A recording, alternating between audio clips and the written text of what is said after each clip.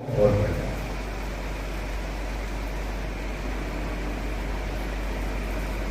दो शब्द हमारे सामने आते हैं जो अमूमन हम सुनते भी हैं, लगभग जानते भी हैं। ये शब्द है क्रिया और प्रतिक्रिया, एक्शन एंड रिएक्शन। कोई भी चीज का अगर एक्शन होता है उसके बाद रिएक्शन होता है।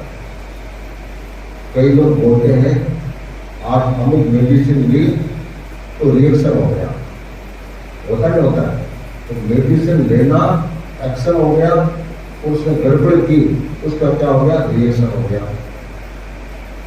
रिएक्शन अच्छा भी हो सकता है, खराब भी हो सकता है। अब ये आप प्रवचन सुन रहे हैं, सामायिक कर रहे हैं अधिकांश, ये क्या है, आप एक्शन कर रहे हैं तो इसका रिएक्शन किस रूप में आएगा, पुण्य बंधन के साथ और पाप कर्म की मुक्ति के साथ इसका परिणाम आएगा। किंतु सबका तारतम्य अलग अलग प्रकार का होगा। क्यों कि सबके एकाग्रता का क्रम समान नहीं होता है। कोई तो बड़ा तत्व चित्त होकर के सो रहा है और कोई का बीच बीच में दिमाग में जा रहा है, वहां के दिमाग जाता उसकी कि गैस में चालू लोगों छोड़ रहा है या ऑटो खोलो लोगों छोड़ रहा है कि जाना नींद किया हुआ है, मतलब कोई भी चीज दिमाग मार सकती है। तो सामाजिक है, आपके शरीर की स्थिरता है, पर मन कहाँ का कहाँ जा सकता है। कोई शेयर मार्केट का काम करता है, सामानों बजगी और एक का भाव अपना अर्थात कोई भी भाव आ सकता है। तो जितना जितना अध्यात्म के प्रति हमारा भाव रहेगा, समझ लो उतनी ही हमारी कर्मों की योजना होगी और उतने ही धर्म का कार्य होगा, उतने ही पुण्य का बंधन होता है। तो क्रिया और प्रतिक्रिया ये हमारे हर क्षण चलती है, हर क्षण। क्यों धर्म की बात नहीं है, व्यवहार में भी क्रिया और प्रतिक्रिया चलती रहती है। इसमें जितना ध्यान रखते हैं उतना हम प्रतिक्रिया से बच सकते हैं। व्यवहार में क्रिया तो चलती रहेगी, निगेटिव प्रतिक्रिया से जितना बचेंगे उतना हमारे लिए अच्छा होगा। एक आदमी ने कोई गलत बोल दिया, गुस्सा कर दिया और आपने उसको बराबर का उत्तर दे दिया, फिर वापस उससे तेज होगा, फिर आप भी तेज हो जाएंगे। तो क्रिया प्रतिक्रिया चलती रहेगी। सामने वाला देखता है कि ये बोल रहा है, अभी चुप रहने में फायदा है, बिना मुझे का झंडना पड़ेगा।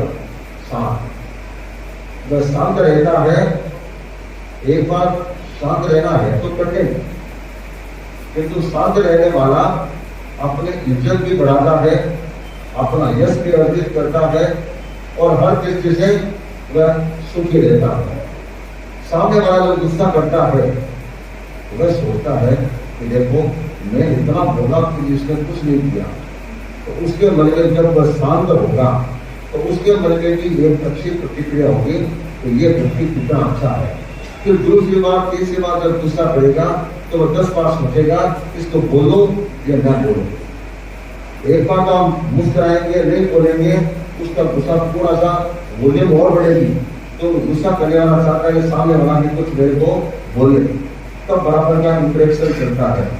जो नहीं बोलता है तो वह अपने आत्मा को भी भूमिल होने से बचाता है और व्यवहार में भी वह अपने आप को सुखी बनाता है।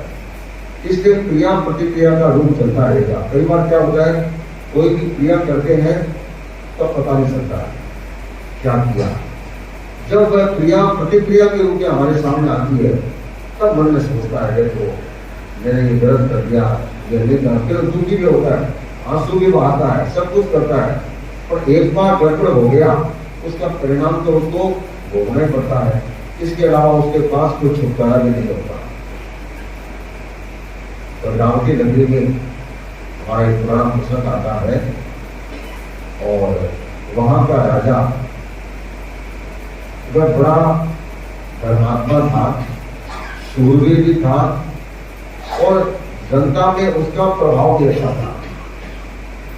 कई भी राजा इस भोग विलास इसमें फंसे रहते थे और कई भी राजा इन सबसे ऊपर में रह करके जनता की सेवा के में उसमें ज्यादा ध्यान देते थे। तो लोगों के मन में शायद ही उसके प्रति अलग ही भावना बन जाती है। तो ये राजा जनता की दुख दर्द के साथ कहा करता था। उसके 2 राजकुमार हुए, जयपाल, विजयपाल। बड़ा जयपाल था, छोटा विजयपाल था। दोनों भाइयों का आपस में बड़ा प्रेम। दोनों गुरुकुल में पढ़ने के लिए गए। गुरुकुल में शस्त्र विद्या की ग्रहण की और इसके साथ साथ अन्य जो भी पढ़ाई करने की जो पढ़ाई पूरी की। पढ़ाई पूरी करने के बाद घर पर आए और घर पर आकर के और राजमहल में आए, उपाध्याय जी भी आए, सबके सामने उनका परीक्षण किया। राजा बड़ा प्रसन्न हुआ और उनको अच्छी दान दक्षिणा देकर के सह सम्मान प्रदान किया। दोनों घर पर आ गए। पिता ने कहा, मैं ना घूमना, तुमको जितना घूमना इधर उधर जाना घूम लो, फिर काम धंधे करना है। तो जंगलों में इधर उधर जो घूमना था घूमे। फिर कहा, अब जब ये राजसभा चलती है तुम दोनों आके बैठे करो। उनके आसन फिक्स कर दिए, आके देखते बोलते कुछ नहीं, क्योंकि क्या चल रहा है, कैसे बोला जा रहा है, कौन आदमी कैसे बोल रहा है, क्या प्रतिक्रिया हुई। 6 महीना केवल ये देखते रह गए। फिर एक राजा ने दोनों को बुलाया, तो बोलो तुम दोनों ने एक साल तक क्या देखा। एक के बारे में पूछा, इसके बारे में बताओ, इसके बारे में बताओ। तो उनका जो आकलन था वह बताया। राजा ने प्रसन्न हुआ कि नहीं, इनकी समझ अच्छी है, बात को ठीक पकड़ रहे।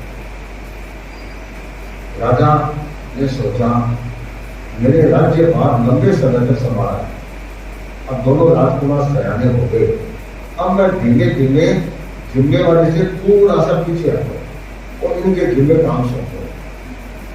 तो पुराने जमाने की एक परंपरा थी, सामान्य परंपरा थी कि जो बड़ा राजकुमार होता वही उनका राजा का उत्तराधिकारी बनता था। ये सामान्य परंपरा थी। कभी कभार कोई राजा नया प्रयोग कर देता तो सामान्य तौर पर और सब जानते थे बड़े राजकुमार का जन्म हुआ है, इसका मतलब भावी राजा का जन्म हुआ है। ये एक सहज प्रतिक्रिया होती थी। तो राजा ने कहा, भाई अब मैं बड़े राजकुमार को युवराज बनाना चाहता हूँ। युवराज बन जाएगा, पावर भी आ जाएंगे, तो उसके बाद ये अपना काम मैं संभालूंगा, राजा भी रहूंगा, किंतु धीमे धीमे धीमे धीमे मैं काम उस रूप में चलता रहेगा तो ज्यादा अच्छा रहेगा। तो राजा ने घोषणा कर दी। पुराने जमाने में किसी को राजा या युवराज बनाया जाता था, उसका कार्यक्रम 10 दिन तक चलता था। अंतिम जो 3 दिन जो होते थे वे बड़े महत्वपूर्ण होते थे। उस समय उनका अभिषेक का कार्यक्रम होता था। राजा ने घोषणा कर दी। अब एक बड़ा राजकुमार भीतर में बड़ा खुश हो रहा था कि अब मैं युवराज बन रहा हूँ। तो नई बात कुछ नहीं थी, जब उसके बनना था। छोटा भाई व्यवस्थाओं में दौड़ दौड़ करके भाग ले रहा था, एक एक चीज की व्यवस्था को खुद संभाल रहा था कि मेरे भाई भैया है ना, वे राजा बनेंगे, युवराज बनेंगे और मैं उनकी सेवा करूंगा। इतना उनका आपस का प्रेम का इतना अच्छा प्रेम था। इस राजा का आसपास के राजाओं के साथ अच्छा मैत्री संबंध था।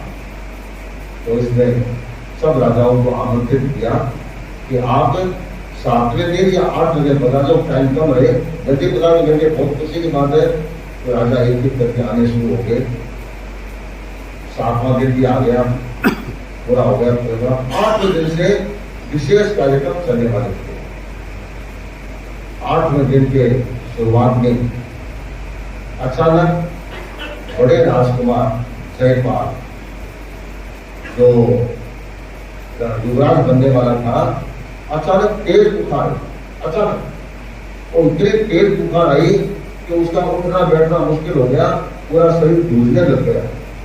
सोचा कि अब क्या करें, बहुत तेज बुखार। सोचा आज तो जो फंक्शन होने वाला है उस पर जलाभिषेक होगा, जलाभिषेक, और मैं तो कोई एक के बदले दूसरे में तो हो नहीं सकता, जिसका होना है उसी पर होगा। और बुखार में जलाभिषेक कैसे करेंगे, कैसे संभव होगा। चिंता हो गई, अब क्या करें, स्थगित भी करना बहुत मुश्किल। फिर वैद्य को बुलाया, कहा कि उनकी बुखार है, इसको ठीक करो, तोड़ो इसको। भाई वैद्यों ने सोचा कि युवराज है, इनके बुखार तो तोड़नी पड़ेगी। उन्होंने क्या किया, तेज दवाई दी। तेज दवा दी तो बुखार उतरी, जो ताव उतरी तो इतनी उतरी कि शरीर ठंडा पड़ गया, ज्यादा ही ठंडा पड़ गया, और ठंडा पड़ते एकदम बेहोश हो गया। अब डबल चिंता हो गई, तो बेहोश हो गया। वैद्यों को कहा, भाई ये क्या किया, इतनी उतार दी, एकदम ठंडा ही पड़ गया शरीर। उन्होंने वापस दवा देने शुरू की, किंतु मूर्छा टूट नहीं सकी। 8वां दिन यूं ही बीत गया बिना किसी काम जाम के। चलो बड़ी चिंता हुई, वैद्यों को पूछा कि क्या राजा साहब, ये लगता है दवा सहन नहीं कर पाए और ये मूर्छित हो गए।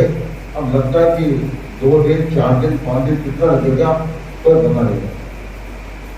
तो राजा को दुखी मन से जो राज्याभिषेक के जो कार्यक्रम थे सारे स्थगित कर दिए, और जितने राजा आए हुए थे उनको भी सह सम्मान विदा किया।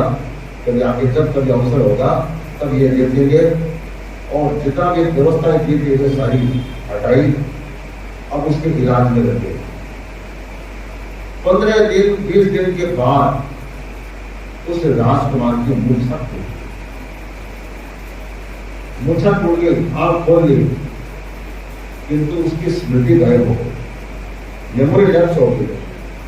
अब उसको पता नहीं मैं कहा हूं, क्या हूं, बस पढ़ा है तो पढ़ा है, बैठा दिया तो बैठा दिया, उसको उठा के तो चलाओ तो चल दिया, खाना खिलाओ तो खा लिया।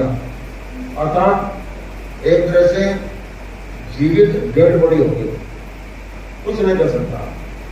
बाकी शरीर के सारे फंक्शन बहुत अच्छे हैं, हार्ट अच्छा, लिवर अच्छा, सब चीजें अच्छी, किंतु दिमाग के जो न्यूरॉन्स थे, सेल्स थे, वे सब डैमेज हो गए। और मेडिकल साइंस कहता है कि दिमाग के न्यूरॉन्स एक बार डेड हो गए, वे वापस रिवाइव नहीं होते। हमारे शरीर के सेल्स अगर खत्म भी हो जाते हैं तो वापस रिवाइव होते रहते हैं, खत्म होते रहते हैं, पर दिमाग के सेल्स एक बार समाप्त होने के बाद दोबारा रिवाइव नहीं होते। बहुत कोशिश की, दवाइयाँ की, धीरे धीरे थोड़ा थोड़ा, ये मेरे पिताजी है, ये मेरी माँ है, ये मेरा भाई है, बस मामूली पहचान, ज्यादा नहीं है। दूर दूर के अनुभवी वैद्यों को बुलाया। उन्होंने कहा कि जो इलाज चल रहा है इससे बढ़िया और कोई इलाज नहीं होगा। और सबने आखिर कह दिया ये राजकुमार अब जिंदगी भर ऐसे ही रहेगा, जो प्रोग्रेस होनी थी वो हो गई, अब इसकी कोई प्रोग्रेस होने की संभावना नहीं। राजा के मन में बड़ी, देखो बड़ा राजकुमार, ये राजा बनने वाला, और एकदम एक टाइम पर ये दिमाग बढ़ गया और इसकी मेमोरी लैप्स हो गई, मूर्छा आ गई। अब इसके कोई स्मृति नहीं, लगभग है नहीं।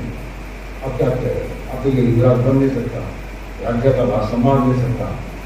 तो इसने क्या किया, छोटे राजकुमार विजयपाल को युवराज बना दिया बिना किसी फंक्शन के, ताकि अब तो युवराज भी है और तेरे को सारा काम मेरी तरह ही करना है। अब मैं थोड़ा निवृत्त रह करके अपने साधना और अपना कर्म रहूंगा, मैं तुम्हारे साथ हूँ, राजसभा में आऊंगा, सारे काम करूंगा, किंतु अब तेरे को ही सारा काम संभालना। ठीक है पिताजी, आपका जो आदेश होगा मेरे लिए वही श्रेयस्कर है। भाई अब इसने क्या किया, प्रशासन को अपने हाथ में लिया। तो होशियार भाई, ट्रेनिंग की, विद्या में कोई कमी नहीं थी, और सब अधिकारियों पर अपना अच्छी पकड़ बना दी। और वह शहर के अलग अलग मोहल्लों में जाता है, तो वहाँ क्या चीज की कमी है, वहाँ क्या काम करना है, गाँव में भी जाता। 2-3 महीने में पूरे देश की स्थिति से वाकिफ हो गया। तब मुझे ये काम करना है, लोगों ने सोचा ये अपने नए युवराज आए, ये भी बहुत अच्छे, जब वो एक की संभाल की, और जहाँ जहाँ जिस गलियों में जो कमी थी वह काम भी शुरू करवा दिया, तब ये काम फटाफट करो। तो सब जो बड़े प्रसन्न थे कि अपने भावी राजा जो हैं ये बहुत अच्छे हैं, ये भी अपने पिता की तरह अच्छा काम करने वाले थे। अब बड़े राजकुमार की अच्छी व्यवस्था हो गई, नौकर चाकर कोई कमी नहीं, खाना पीना, उसकी साफ सफाई, कोई कमी नहीं आने थी, पर जो दिमागी कमी रह गई उसके तो कुछ कर नहीं सकते, मतलब जैसा है वैसा रहेगा। राजा के मन में बार बार ये विचार आता कि देखो मेरा बड़ा राजकुमार ये राजा बनता, तो राजा नहीं बनता। एकदम अंतिम क्षणों में इसकी ऐसी कठिनाई आई कि ये जिंदगी में ऐसा रह गया। तो देखो मेरे घर पर आया, बड़ा राजकुमार बना, राजा बनने की अधिकतम संभावना, और ये बीमार पड़ गया। तो राजमहल में आया, ये कैसी बात, तो नहीं बन सका, इसका मतलब इसमें कोई पाप हुआ ऐसा। तो इसकी घटना क्या है क्या नहीं है, तो जाने पुरुष आएंगे तो मैं इसको पूछूंगा। इसके दिमाग में जब जब खाली होता तो बड़े राजकुमार के बारे में सोचता, तो मैं निश्चित हूँ छोटा राजकुमार की कोई कमी नहीं है, और इसके लिए प्रॉब्लम क्यों आई, ये इसके दिमाग में प्रश्न होता था। एक बार सत्यवाहन नाम के 4 ज्ञान के धारक मुनिवर पधारे 8 संतों के साथ। 4 ज्ञान उनके पास था, मतित ज्ञान, शुद्ध ज्ञान, अवधि ज्ञान और मनन ज्ञान, ये 4 ज्ञान। जब केवल ज्ञान हो जाता है कि चारों की कोई गिनती नहीं होती, वे उसी में ही समावेश हो गए। केवल ज्ञान तो मन प्रयोग ज्ञान उनके पास था, विज्ञान तो था, मन प्रयोग ज्ञान नहीं था। अतीन्द्रिय ज्ञानी थे, भूत भविष्य को जानने वाले थे। राजा को सूचना मिली कि मन प्रयोग ज्ञानी मुनि पधारे और अच्छे प्रवचन रहा है। मैंने सोचा चलो मेरे वर्षों से दिमाग में एक प्रश्न घूम रहा है, और आज तक इतने दिनों में कोई अतीन्द्रिय ज्ञानी नहीं आए, पहली बार आए, आज चलेंगे और मुनि से ये प्रश्न पूछेंगे। आगे आकर के उन्होंने वंदना की, प्रवचन सुना। प्रवचन समाप्ति के बाद उन्होंने निवेदन किया, बोले आपसे कुछ प्रश्न करें, आप पूछ राजन जो इच्छा हो पूछो। तो भगवान बात यह है कि मेरा बड़ा राजकुमार जयपाल, उसको युवराज बनाने की मैंने घोषणा कर दी, फंक्शन शुरू हो गए, बस अंतिम चरण के फंक्शन चल रहे थे। अचानक मैं बीमार पड़ा, बुखार थोड़ी, इसके साथ साथ मूछ आ गई, मुझे सारे कार्यक्रम स्थगित करने पड़े। मूछ आगे टूट गई, किंतु उसकी मेमोरी वापस नहीं आ सकी। बैठा है, सोया तो सोया है, उस करने की स्थिति नहीं है। तो बड़ा राजकुमार, राजा बनने वाला, सब तरह से योग्य, कोई कमी नहीं, और अचानक ये बाधा आ गई। तो आपके हिसाब से कोई ना कोई कर्म बंधे रहो, कभी ऐसा हुआ है, तो ऐसा इसने क्या कर्म किया, क्या पाप किया जिससे इसको इतने बड़ी कठिनाई आ गई। और ये बोले, ये मन में एक जिज्ञासा है।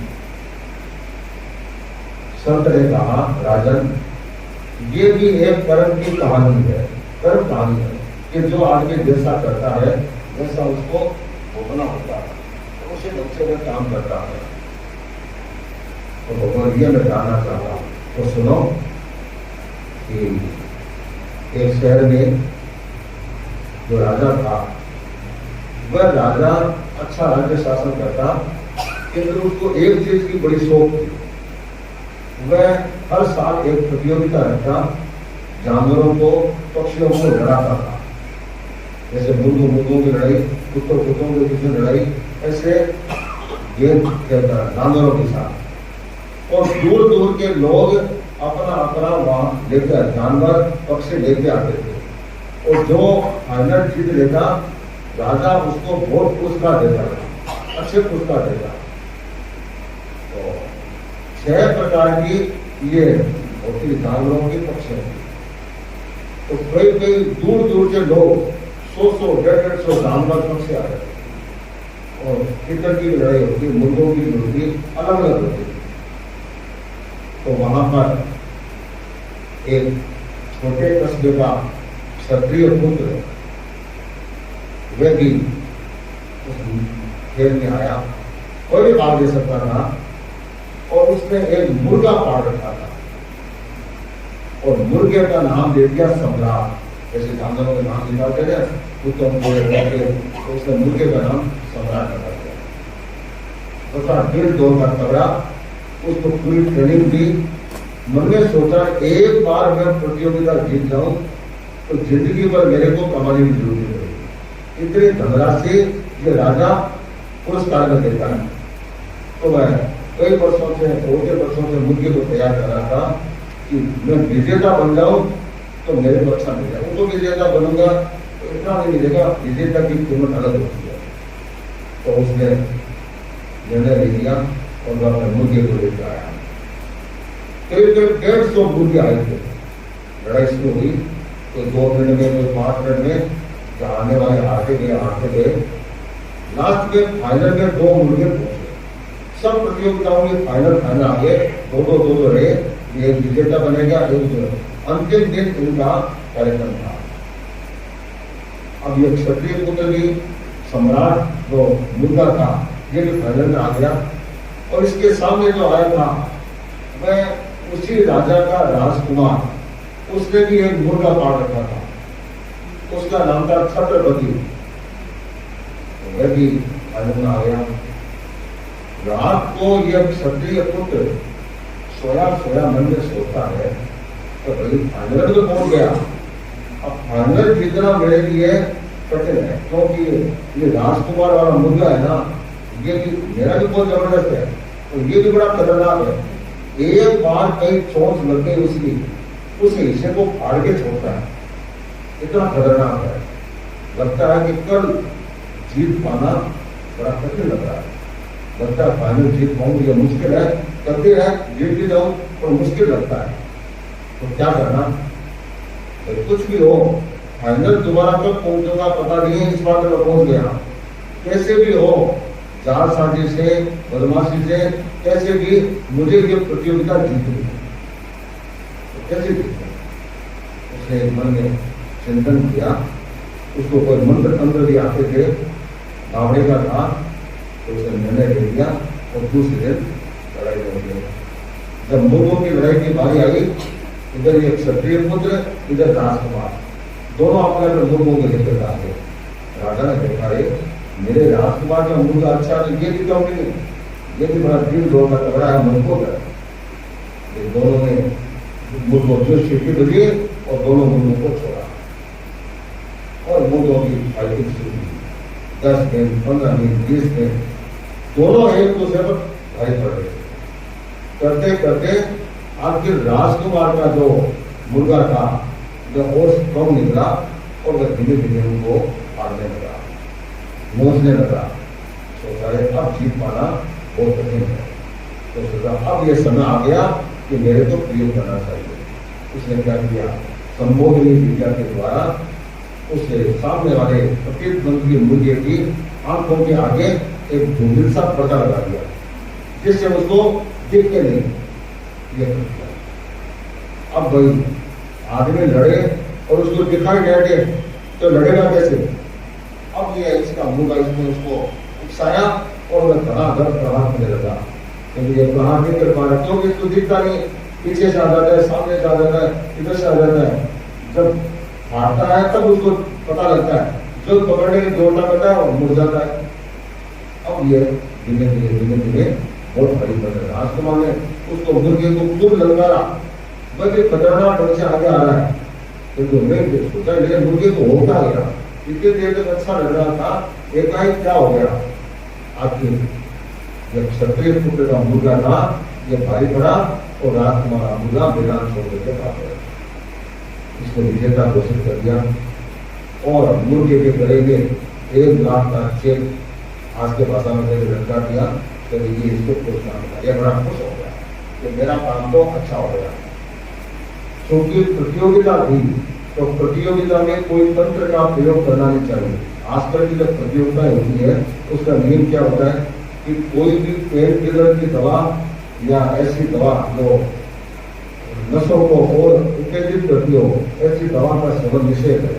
इसलिए जब पता लग जाए इसने किया है तो उसको प्रतियोगिता से आउट कर देते हैं। तो आज की ये परंपरा है, तो नियम तो यही है, तो कई के बदमाशी कर देते हैं। अब ये किसको पता था मैंने क्या गड़बड़ की, और किसी को पता नहीं था। राजकुमार ने भी उस क्षत्रिय पुत्र को बहुत बधाई की, तो कहना पड़ेगा तुम्हारे मुर्गे ने कमाल किया है, तुमको बहुत बहुत बधाई। उसको क्या पता बेचारे ये अपना मुद्दा लेकर के घर पर आ गया। सोचा मेरे को अच्छा पैसा मिल गया, काम मेरा अच्छा हो गया। कुछ महीनों के बाद वहां संत पधारे, और संत पधारे तो सब दर्शन करने के ये भी गया। सब लोग आए, लोगों ने कहा महाराज हमारे गांव का हीरो कैसे? महाराज ये प्रतियोगिता होती है जानवरों की, उसमें मुर्गों की लड़ाई में ये टॉप रहा है, 150 मुर्गों में ये टॉप रहा है।